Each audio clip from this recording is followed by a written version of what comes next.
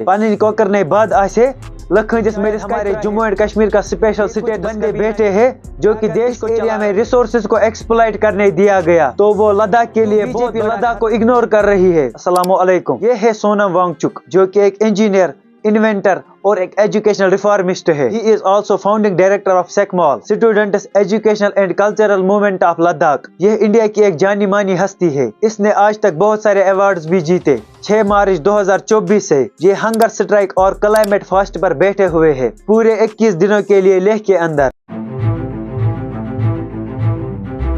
और पिछले कुछ महीनों से लद्दाख में प्रोटेस्ट भी हो रहे हैं। करीब 30,000 लोगों ने एक साथ प्रोटेस्ट किया कुछ डिमांड्स के लिए। 30,000 लोग मतलब करीब 10% पॉपुलेशन ऑफ लद्दाख। आखिर क्या रीजन है इसके पीछे? पहला, कौन कौन सी डिमांड्स है जो लद्दाख के लोग कर रहे हैं? दूसरा, क्यों बीजेपी गवर्नमेंट लद्दाख को इग्नोर कर रही है? तीसरा, आखिर कहाँ है गोदी मीडिया? यही सब जानेंगे हम आज की इस वीडियो में, तो लास्ट तक बने रहे। देखो, नॉर्मली तो मैं अपना ओपिनियन लास्ट में देता हूँ, मगर आज की इस वीडियो में मैं अपना ओपिनियन पहले ही देना चाहूंगा। मेरी सोनम सर के लिए एडवाइस है कि वो अपना ये प्रोटेस्ट बंद कर दे, क्योंकि कुछ भी नहीं होने वाला। हमारे देश में अब सिर्फ नाम की डेमोक्रेसी बची है। पिछले कितने महीनों से मणिपुर जल रहा है, लेकिन हमारे पीएम वहां तक जाने के लिए भी तैयार नहीं है। कितनी तबाही हुई वहां पे, कितने मासूम लोग मारे गए, फिर भी हमारी सरकार टस से मस नहीं हुई। मणिपुर क्राइसिस के बारे में मैंने एक डिटेल्ड वीडियो बनाया है, उसकी लिंक डिस्क्रिप्शन में है, आप बाद में देख सकते हैं। छत्तीसगढ़ में हसदेव जंगल को काटा जा रहा है, कितने पीसफुल प्रोटेस्टर्स हुए उसके लिए, मगर फिर भी सरकार ने हसदेव जंगल को ओपन अप कर दिया माइनिंग के लिए। और फार्मर्स के प्रोटेस्टर्स को किस तरह दबाया गया, ये बात तो किसी से छुपी नहीं है।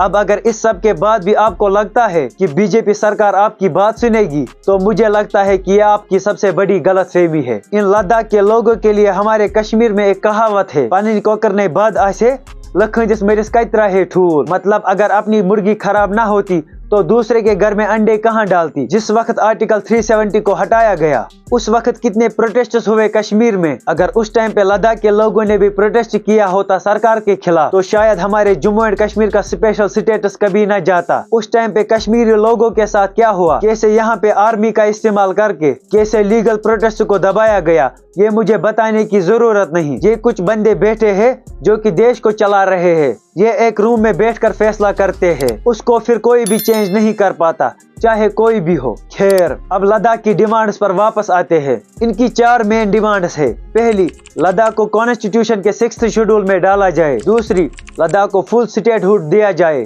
तीसरी, लद्दाख से 2 MP दिए जाए। अभी के टाइम पे सिर्फ 1 MP है लद्दाख की तरफ से लोकसभा में, और राज्यसभा में कोई भी नहीं। चौथी, लद्दाख में सिक्योर जॉब्स के लिए एक पब्लिक सर्विस कमीशन एस्टेब्लिश की जाए। आइए इन सब को एक एक करके डिटेल में समझते हैं। पहला, 6th शेड्यूल क्या है? यह कॉन्स्टिट्यूशन का वो हिस्सा है जो कि देश की ट्राइबल पॉपुलेशन को प्रोटेक्ट करता है। इसके अनुसार ट्राइबल एरिया में डेमोक्रेसी को बढ़ावा देने के लिए ट्राइबल लोग अपनी खुद की ऑटोनॉमस डिस्ट्रिक्ट काउंसिल और ऑटोनॉमस रीजनल काउंसिल बना सकती है। ये बेसिकली इलेक्टेड बॉडीज होती है जिनके पास पावर्स होता है ट्राइबल एरियाज को एडमिनिस्टर करने का। लोकल लेवल पर ट्राइबल लोग अपनी लैंड को लेकर, अपने फॉरेस्ट्स को लेकर और अपने सोशल कल्चरल कस्टम्स को लेकर अपने कानून खुद बना पाए, ताकि फिर बाहर के लोग आकर वहां के रिसोर्सेज को एक्सप्लॉइट ना कर पाए। इसी के लिए सोनम सर का कहना है कि अगर इस एरिया में रिसोर्सेज को एक्सप्लॉइट करने दिया गया, तो वो लद्दाख के लिए बहुत बड़ा खतरा है। नेचुरल डिजास्टर्स, फ्लैश फ्लड्स और लैंडस्लाइड्स का खतरा बहुत ज्यादा बढ़ जाएगा। दूसरा, लद्दाख की जो मेजॉरिटी पॉपुलेशन है वो शेड्यूल ट्राइब की कैटेगरी में आती है। तीसरा, 6th शेड्यूल लद्दाख के लोगों को अपना डेमोक्रेटिक अधिकार देगा। 2019 से पहले जम्मू एंड कश्मीर एक फुल स्टेट हुआ करता था, मगर 2019 के बाद जम्मू एंड कश्मीर को अलग यूनियन टेरिटरी बनाया गया और लद्दाख को अलग union territory. Jammu and Kashmir को तो फिर भी अपनी लेजिस्लेटिव असेंबली मिल गई, मगर लद्दाख को वो भी नहीं मिली। 2019 से पहले लद्दाख की तरफ से 4 MLA सीट्स हुआ करती थी, एक नूबरू से, दूसरी लेह से, तीसरी कारगिल से और चौथी जन्स्कर से। लेकिन आज के दिन ये नंबर 0 बन गया है। अब दूसरा सवाल, क्यों बीजेपी लद्दाख को इग्नोर कर रही है? असल में ये जो 6th शेड्यूल की बात है, ये बीजेपी ने खुद अपने मैनिफेस्टो में ऊपर लिखी थी कि हम लद्दाख को 6th शेड्यूल देंगे, मगर इलेक्शन जीतने के बाद बीजेपी ने पूरी तरह लद्दाख को इग्नोर किया, जिसको लेकर सितंबर 2020 में पहला मास प्रोटेस्ट हुआ लद्दाख में। 2020 में ऑटोनॉमस हिल डिस्ट्रिक्ट काउंसिल की इलेक्शन होने वाली थी लद्दाख में। इस इलेक्शन से पहले अमित शाह ने खुद वहां जाकर लोगों से वादा किया कि इलेक्शन के 15 दिन बाद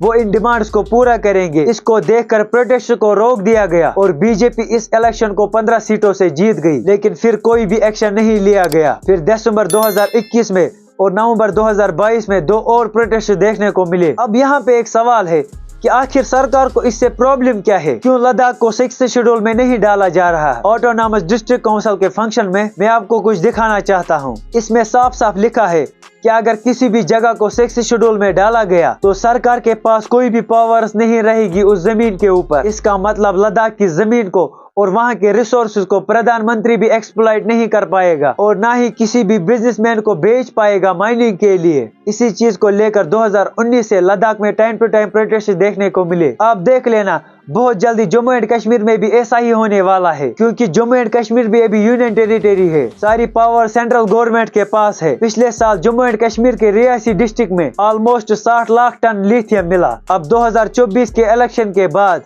मुझे लगता है सरकार की नजर उसी पर है। देखो, ये बात तो सही है कि नेचुरल रिसोर्सेज को इस्तेमाल करना है, मगर इसका मतलब हरगिज ये नहीं कि वहाँ के नेचर को डिस्ट्रॉय करे। और ये बात याद रखो, माइनिंग से सिर्फ प्राइवेट कंपनीज को फायदा होता है, बाकी आसपास के जो लोग हैं वो फिर इसकी वजह से पूरी जिंदगी सफर करते हैं। ऑलरेडी हमारे कश्मीर में ग्लोबल वार्मिंग की वजह से ना तो रेनफॉल हो रही है और ना ही स्नोफॉल। ऊपर से अगर नेचुरल रिसोर्सेज को एक्सप्लॉइट करने दिया गया तो नेचर का क्या होगा ये तो ऊपर वाला ही जाने। एक एस्टिमेट के अनुसार 1 टन लिथियम को प्रोड्यूस करने के लिए 2.2 मिलियन लीटर पानी लगता है। हालांकि अभी रियासी डिस्ट्रिक्ट के लिथियम को G3 कैटेगरी में रखा गया। अभी तो 5 से 6 साल लगेंगे इसको G1 कैटेगरी में आने के लिए, और सिर्फ G1 कैटेगरी में ही किसी भी नेचुरल रिसोर्सेज की माइनिंग की जा सकती है। अभी हम वहाँ नहीं जाते हैं क्योंकि वरना ये वीडियो बहुत लंबी हो जाएगी। अब लद्दाख पर वापस आते हैं। असल में एक डेमोक्रेटिक देश में जब भी कहीं प्रोटेस्ट होता है तो मीडिया एक इम्पोर्टेंट रोल अदा करती है उन प्रोटेस्टर्स की आवाज को गवर्नमेंट तक पहुंचाने में। लेकिन हमारा मीडिया कैसा है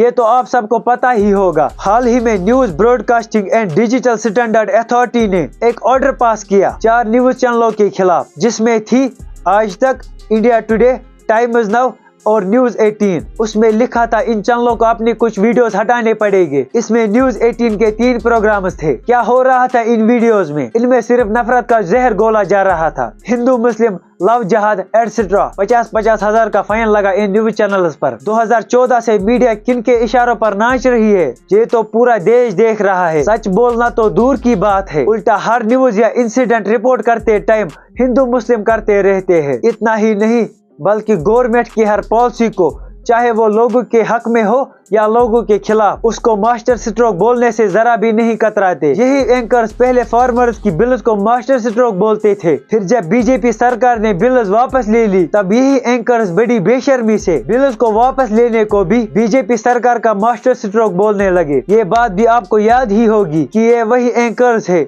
जिन्होंने मणिपुर क्लेशेस के बारे में एक भी रिपोर्टिंग नहीं की। मीडिया का काम था सरकार से सवाल पूछने का, लेकिन यहाँ की गोदी मीडिया गवर्नमेंट से पैसे लेकर उनसे सवाल पूछती है जो कि गवर्नमेंट से सवाल पूछते हैं, चाहे वो कोई पॉलिटिकल लीडर हो या कोई मीडिया आउटलेट। और अगर सवाल पूछने से भी काम नहीं हुआ तो गवर्नमेंट बखूबी जानती है कि किसको पावर से दबाना है और किसको पैसों से खरीदना है। हद तो तब हो गई जब मेन स्ट्रीम मीडिया पे एक यूट्यूबर्स के फैक्ट्स को ब्रेन वॉशिंग बोलते हैं और खुद की ब्रेन वॉशिंग को फैक्ट्स बोलते हैं। इंडिया बड़ी तेजी से डिक्टेटरशिप की तरफ बढ़ रहा है। हो सकता है आने वाले समय में सोशल मीडिया को भी गवर्नमेंट हाईजैक कर ले। बहुत बहुत शुक्रिया। अगर ये वीडियो पसंद आए तो इस वीडियो को लाइक करना और अपने दोस्तों के साथ शेयर करना। मिलते हैं किसी और नए वीडियो में, तब तक के लिए अपना ख्याल रखिए और हमें भी दुआ में याद रखिए। बाय।